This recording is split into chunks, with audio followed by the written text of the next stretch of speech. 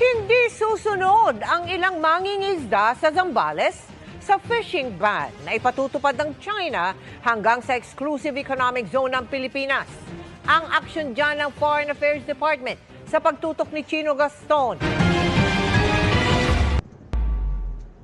Umalma at naghain ng diplomatic protest ang DFA dahil sa 4 na buwang fishing moratorium o tigil sa pangingisda na ipinapatupad ng China sa karagatang sakop ng exclusive economic zone ng bansa.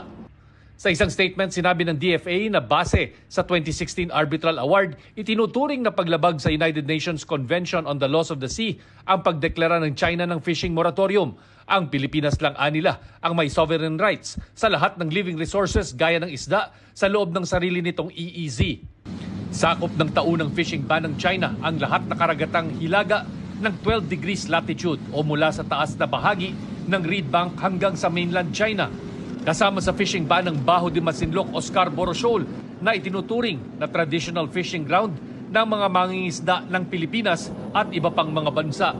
Ang mga Pilipinong mangingisda hindi raw susunod sa fishing ban ng China, pero may dama pa rin silang takot dahil sa naunang lumabas na balitang mga aresto ang China sa mga papasok sa itinuturing nilang teritoryo. Isa lamang po yung kinikilala nating batas. Kung ano yung ating umiiral naman ng dating bansa, yun lamang po yung ating kinikilala.